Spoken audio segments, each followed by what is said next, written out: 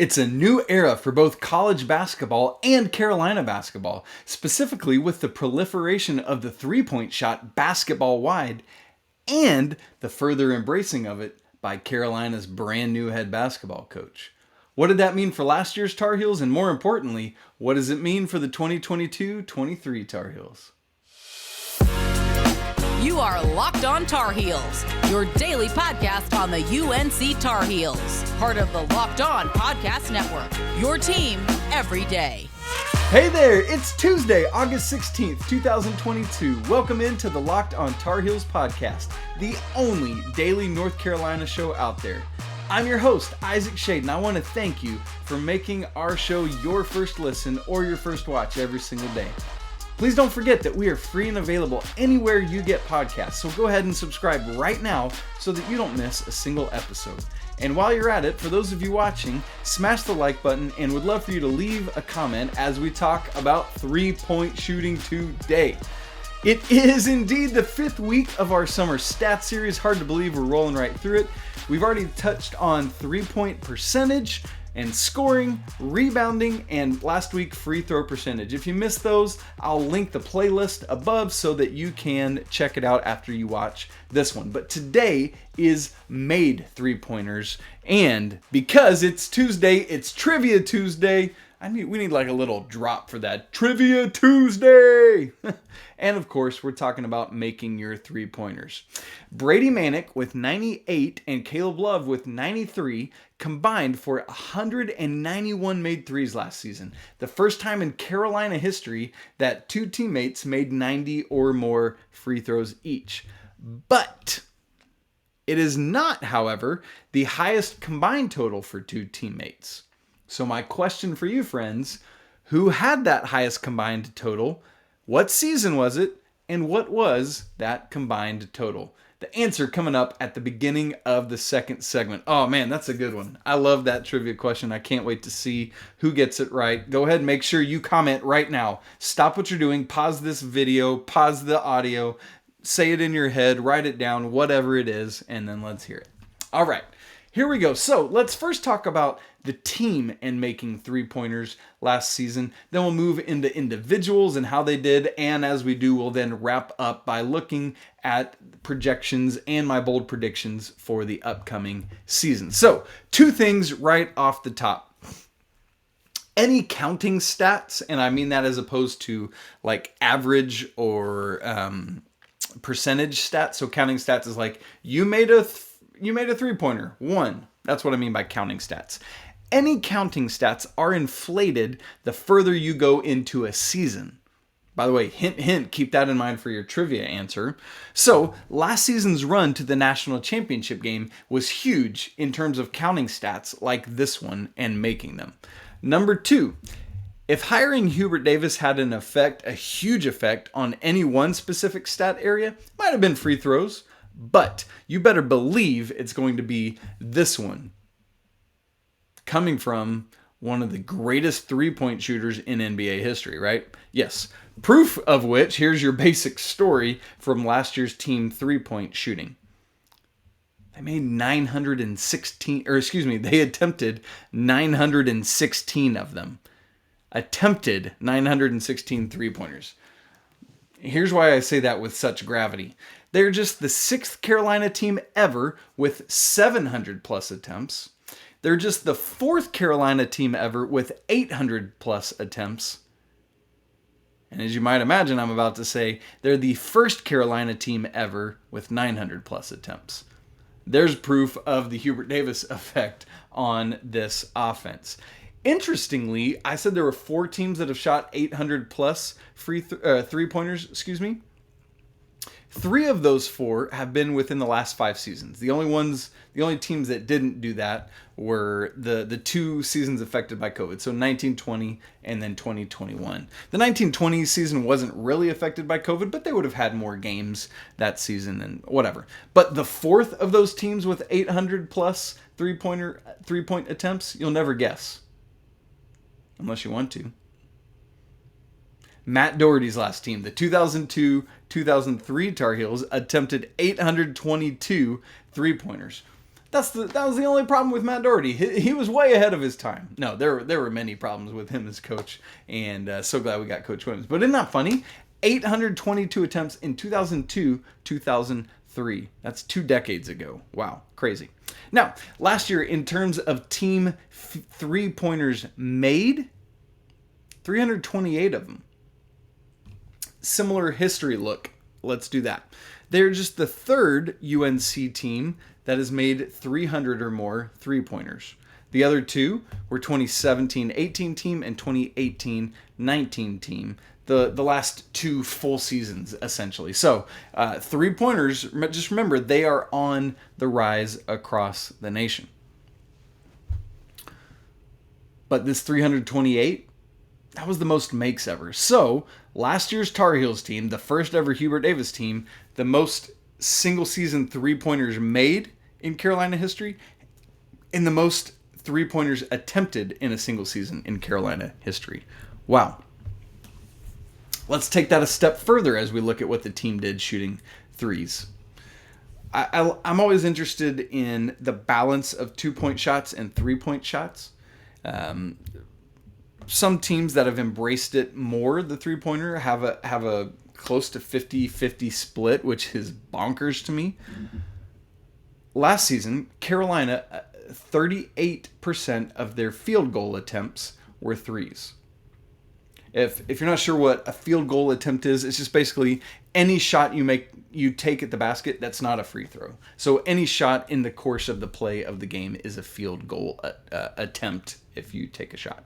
Okay, so 38% of all those were three-pointers last year. That is the highest percentage in Carolina history. So the highest number of three-point attempts, the highest number of three-point makes, and the highest number of three-pointers in terms of the balance of field goals between 2s and 3s. Now, interestingly, I thought it would be a big gap between this team and any Roy Williams teams, but it's not that big. The 2018-19 Tar Heels shot 35.8% of their field goal attempts were threes, and the season before that, 35.1% of their field goal attempts were threes. So they had been creeping up at the end of the Roy Williams era, but really shot it over the moon in last season at 38% of their field goal attempts last season were threes. Now, in the Roy Williams era in total, as always, that was 8 seasons. I vividly remember playing Villanova in some of those NCAA tournament matchups as Jay Wright had become an early adopter of what everyone's doing now with 4 perimeter players and 1 big. And I remember thinking, what is this wildness? What is Jay Wright doing? No wonder he's never won a championship. Oh, here we are, 2 championships later for Jay Wright. And man, yeah, he was on to something.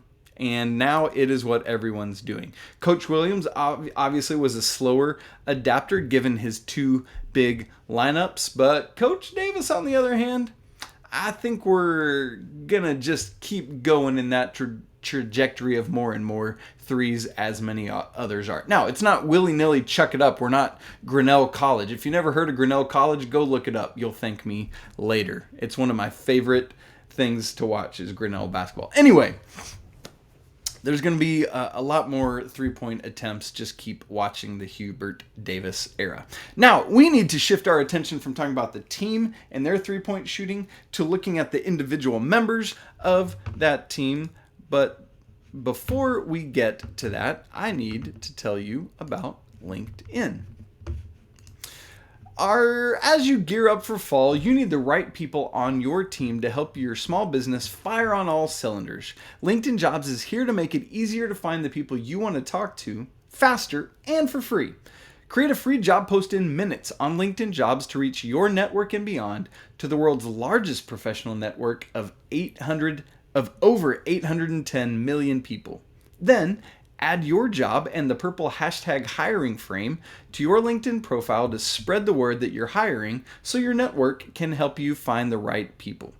Simple tools like screening questions make it easy to focus on candidates with just the right skills and experience so you can quickly prioritize who you'd like to interview and hire. This is why small businesses rate LinkedIn Jobs #1 in delivering quality hires versus the leading competitors. LinkedIn Jobs helps you find the candidates you want to talk to faster. Did you know that every week nearly 40 million job seekers visit LinkedIn? Well, that means you should post your job for free at linkedin.com/lockedoncollege. Again, that's linkedin.com/lockedoncollege to post your job for free. Terms and conditions apply.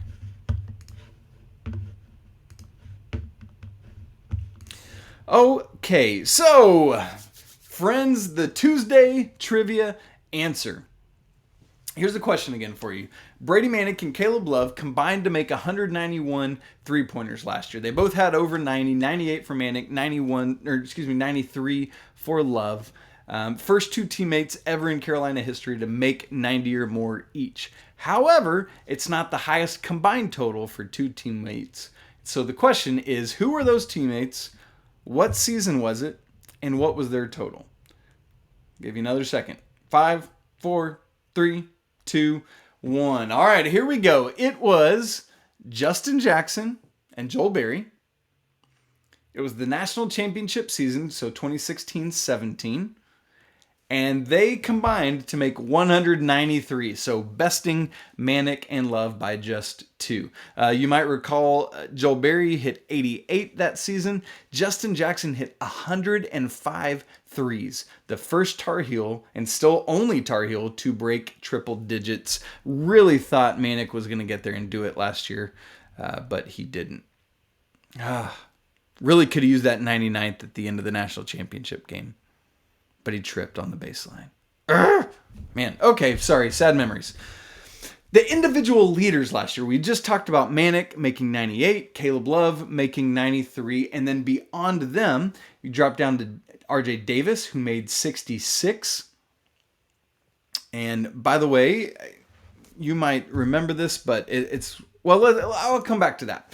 So Manek 98, Love 93, RJ Davis 66. There's a big drop after those three, down to Kerwin Walton, who was fourth with 23 made threes, Leaky Black with 17, and Dawson Garcia with 12. No other Tar Heels had double-digit made three-pointers last year. And so let's look at some of these individuals in more depth. And obviously that's going to start and frankly end with Brady Manek and Caleb Love, because they just slayed three-point shooting last year.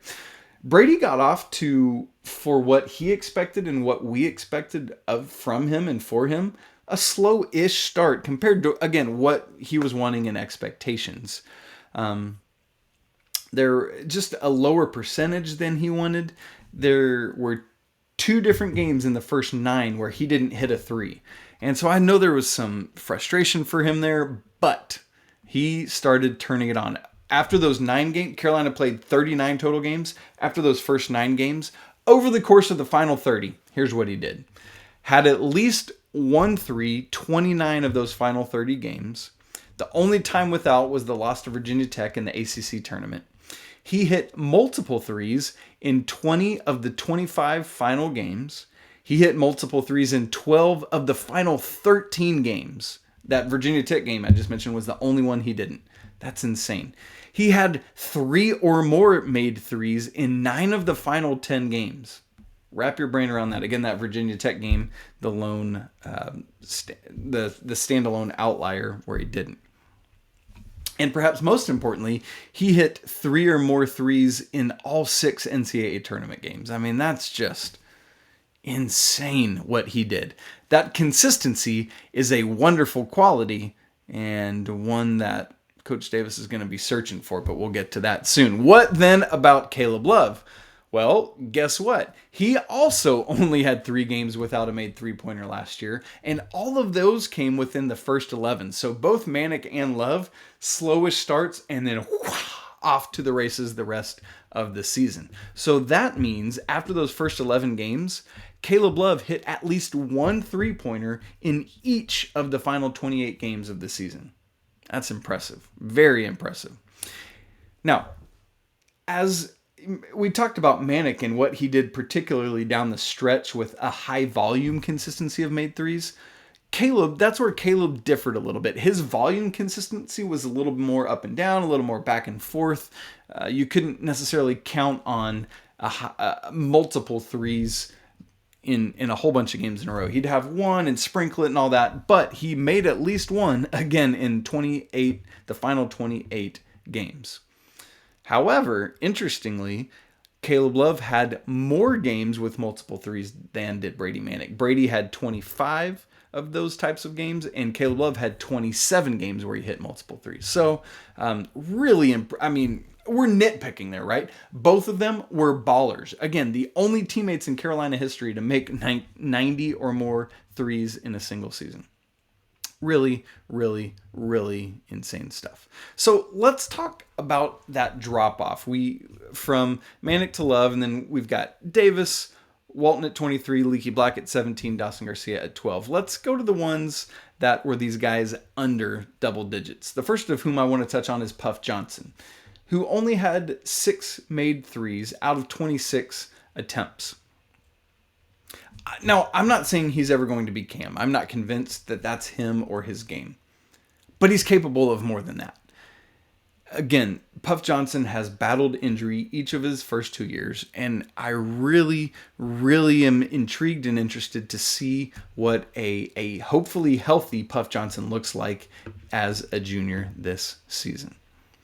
Now, DeMarco Dunn, Dontrez Styles, the 2 freshmen, and Justin McCoy, who was a newcomer to the program, each hit 3 3-pointers. I'm not necessarily expecting a ton out of Styles or McCoy. You like to get a couple like that here and there and when you can. But DeMarco Dunn only hitting 3, some of that is a symptom of playing time and opportunity and who else is on the court taking shot attempts when he's out there. But DeMarco, there's capability there to really grow, and you expect to see that coming in the upcoming season. Then there's the Armando Bacot of it all. He, famously we had heard a lot last offseason about Armando taking and making a lot of 3-pointers. In the course of the actual season, only had 8 attempts. Several of those were like end of shot clock. Oh, I've got the ball, I got to shoot. He made 1. There you go. Mondo bringing it in. And I know he had and has worked on it a ton, but it's just not his game. It's not what he is doing, at least for Carolina, and it's not what he needs to do for Carolina. With the amount of high-level shooters around him, it just wasn't necessary last season. And we'll hit on that some more as we get into expectations for next season. But it's just not needed from Mondo, quite frankly. And you want him to kind of live and camp out down there and do work. Now, I almost went to this earlier, but I wanted to save it for the end of this segment because I love it so much. My favorite stat from last season when it comes to 3-point shooting. Hands down. This is the first UNC team ever to have 3 players make at least 60 threes. Now, we've already talked about how it was also the first team that had 2 teammates make 90 or more threes. That's insane. But I just think there's something about having 3 of them that each made 60 or more. And that's RJ Davis with 66, Caleb Love with 93, and Brady Manek with 98. And I don't know if that will ever be replicated. I think it probably will, maybe even this next season under Hubert Davis. But that was something special. So then the question becomes, can they do it again? Can Carolina keep shooting these threes, keep pouring it in, keep spreading the floor and letting Armando work inside? Man, that's what we got to talk about now. A preview, projections for the 2022-23 Tar Heels in terms of 3-point shooting. So as we've been doing in each of these, let's start by talking about first what UNC loses in terms of 3-point shooting. Well, on the transfer market, you have Dawson Garcia, Kerwin Walton, and Anthony Harris. Garcia made 12, Kerwin Walton 23, and Anthony Harris 3. So out of the transfers, you are losing 65 made threes. And then the big hit to graduation, Brady Manek, 98 made threes. You just cannot underestimate, you cannot overstate enough what a big loss this is. And I think to me, this is the big thing that people continue to sleep on is, yes, Carolina returned so much, but Brady Manek did so much. And that is a hole that could not be replaced in the transfer portal. Hubert Davis said it himself. There's no Brady Manek out there. And Pete Nance is going to be great, but he's not going to do all the things, particularly from the three-point line, that Brady Manek did. And so we're going to have to figure that out. Anyway, so that's what Carolina loses. What do they return? Well, of those 4 guys that are gone, that's 136 threes out the door, out of 328 total that Carolina made. So in terms of returning three-point production, Carolina brings back 58.5% of their made threes from last season. That's still more than half, which is, again, in this day and age and era of college basketball and transfer portal, that's great. If you're bringing back more than half of any stat that's a positive stat, you want to do that. Now, it's not close. Remember, in terms of points, in terms of scoring, Carolina brings back 71.2% of their total points. We're not touching that number in terms of three-point percentage. And why is that so askew? Why are those numbers so far off? One word, Bacot. Right? Armando Bacot's coming back so much of his scoring output, which is a big part of that 71.2%. Remember, he led the team in points per game, is inside. It's not from the three-point line. So that's why you have such a discrepancy between returning three-point production and returning scoring production in general. So we've talked about what's lost and what's returning. What about what's new? Well, let's first look at Mr. Pete Nance, and then in a minute, as we've been doing, we'll compare and contrast what Pete Nance will bring versus what Brady Manek takes away. Pete Nance has 106 career-made threes with a high of 42 last year. So again, not near as much volume as some of the other guys. Of course, however, keep in mind he is going to shoot a higher volume of threes at North Carolina than he did at Northwestern, just based on playing style and role and what he's going to be asked to do. And so we're going to I'll project his numbers in just a minute. What else is new? The freshmen. Well, let's look historically. Freshmen, regardless of how good they are as a shooter, have historically struggled at three-point shooting. I always like to bring up Kenny Williams. Made one three-pointer his freshman year, and it was in, I believe, definitely the ACC tournament. I believe it was the quarterfinals, and I think it was against Georgia Tech. I'm going to have to, you can check me, or I can check myself later, whatever. That's just a classic example of freshmen struggling to shoot threes at Carolina. Kerwin Walton broke that mold 2 seasons ago. He was the best three-point shooter on that team, set a record for three-point percentage by a freshman. I had been writing pieces about, does Carolina have a three-point freshman curse? And thankfully, he helped show that they don't. However, you can't bank on the one outlier, Kerwin Walton, coming in. You gotta more assume that the incoming 4 freshmen are going to do more like what history has shown. However, keep in mind, all 4 of these freshmen do come in with reputations of being able to make threes to varying degrees. But we're going to have to see it in action, just like we talked about last week with free throw shooting. It's just different in the college game. And so let's not really try to predict or project what they'll do, other than we'll put some raw numbers on it here in just a minute. I think playing time is going to play a huge role in how many they can each make. I would imagine Seth Trimble is going to have the most playing time of the 4, and so I wouldn't be surprised if he made the most of the 4 of them. But it's going to come down to playing time and who's taking the most. You know, Tyler Nickel, with all his swag and confidence, maybe he's hoisting up more threes than the other guys. We'll just have to wait and see. And so rather than projecting the freshmen individually, what if we just said, hey, what if the freshmen, the 4 of them, the quartet, combined to make 20, an average of 5 each? That means if Will Shaver makes 1, maybe Seth Trimble makes 9, and they average 5 together, right? Like, I think that is a fair number to put on them. It might be a little lofty, but why not shoot for higher things? Okay, so let's then compare Brady Manek and Pete Nance. Now, I said last week that as we've looked at several statistical areas, Pete Nance either measures up or passes Brady. This category, though, doesn't touch him. This is Brady Manek, and this is why it's so hard to lose Brady. This is the critical stat category where Brady just wins out over Pete without thinking about it.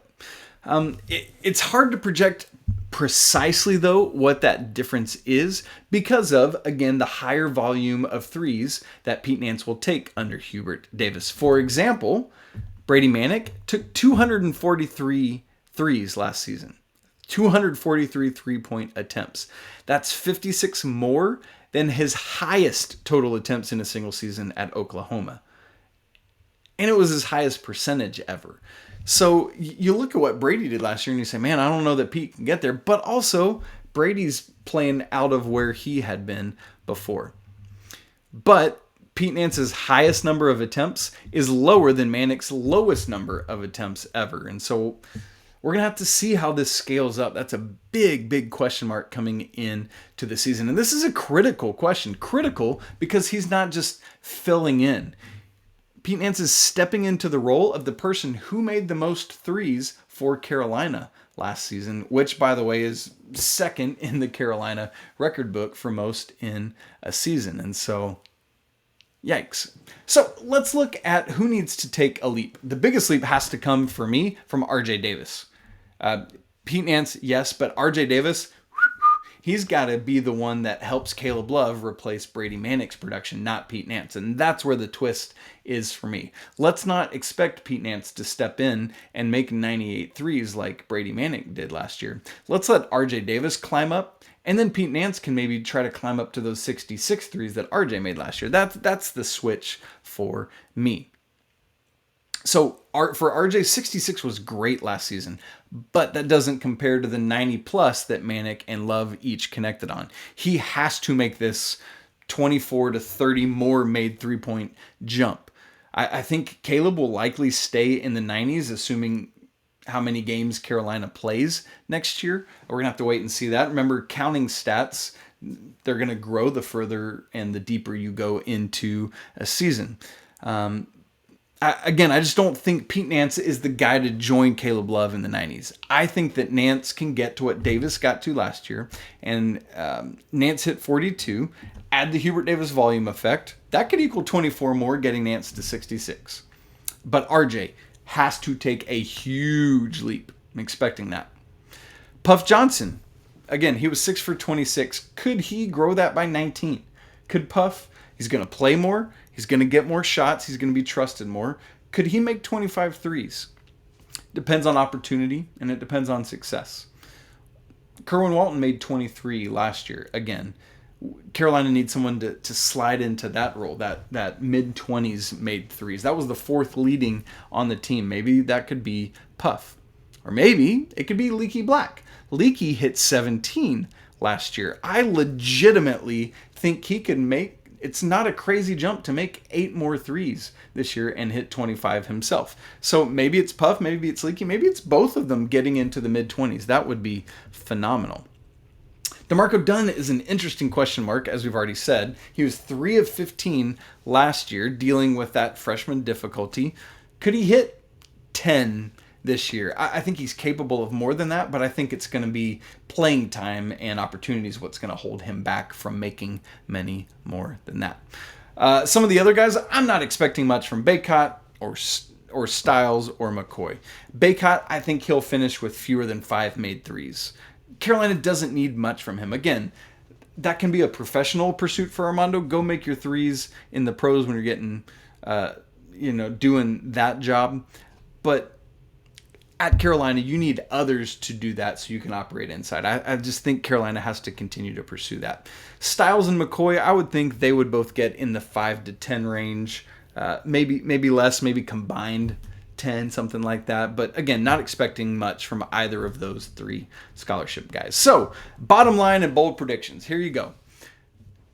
Bottom line, the Tar Heels under Hubert Davis are only going to keep taking more and more and more attempts from 3. I know we had a small sample size last year, but it's who Hubert Davis is. It's who Jeff Lebo is. This one you can take to the bank and embrace, even though there's only 1 year of it. Bottom line is Carolina has to find someone with Brady Manek's level of consistency and volume. That, friends, that's a difficult combination that don't grow on trees. Caleb Love is probably going to be one of those two people, but he can't take on everything else that Brady did because he was already at that crazy level himself. Again, both these two guys, only 3 games without a made 3 last year. I mean, it's got to be Caleb Love to be the dude, right? He needs to get just a little bit of a leap to do what Brady did last year. 27 games, again, with multiple 3s last year. Only 3 games without a 3. And so he's got to be Brady. But then he needs that wingman that he played last year.